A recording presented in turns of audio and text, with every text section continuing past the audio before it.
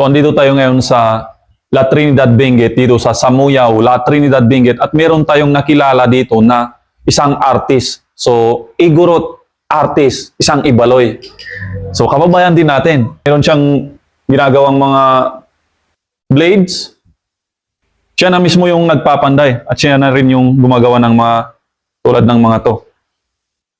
Pwedeng maging souvenirs. At painting. Yan. Tulad ng mga to. Ayan. Anong tawag nito, sir? Blade painting. Blade painting. Kasi meron siyang mga blades. Yan.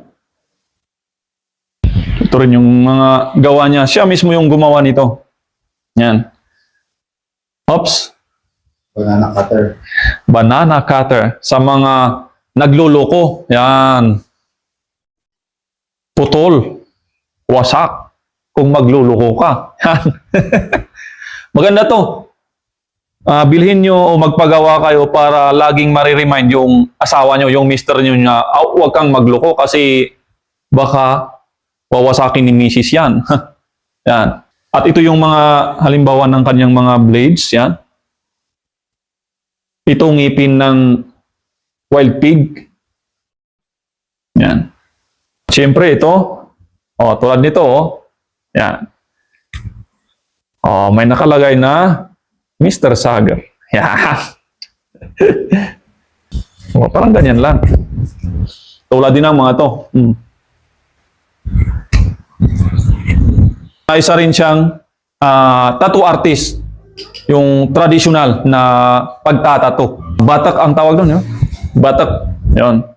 Sa mga gustong magpatato, sa mga namamasyal dito sa Baguio, dito sa La Trinidad Benguet, pwede niyong kontakin para magpatato ng doon sa tinatawag natin na traditional way ng pagtatato. Yung batak. Ayan. At least mas malapit na. Namasyal na kayo dito sa Baguio, in Benguet, dito sa La Trinidad. Pwede kayong magpatato. Pwede rin kayong bumili o magpagawa ng mga souvenirs tulad nito. Mga blades at mga painting. So yung mga painting na to, ang ginamit dito ay ito, kahoy ito. Kahoy tapos kape, turmeric at acrylic yung iba na ginamit dito. Kung makikita natin, parang yung itong painting lang is marami ng kwento to. So, parang isang libro na. Nasa isang painting. O, yung kwento ng buhay nyo, pwede nyong ipagawa sa kanya sa isang painting. Yan. Galing, di ba? Yan ang Igorot. Yan ang talento ng isang Igorot. So, ito yung mga traditional blades. Kaya kung makikita natin, yung parang sinaunang mga itak noon,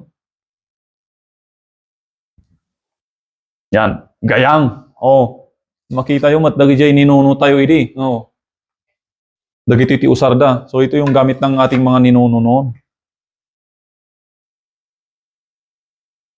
Hindi na siya moderno na tulad ng mga nakikita natin na itak. Pero pinapakita pa rin ito yung sinaunang itak ng ating mga ninuno. Yan. Tulad ng mga to.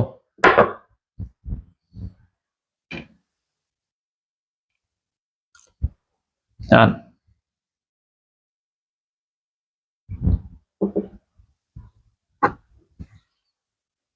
Ayan. Sa mga gustong magpagawa nito, pwede kayong magpagawa dito sa Samuyao, La Trinidad Benguet.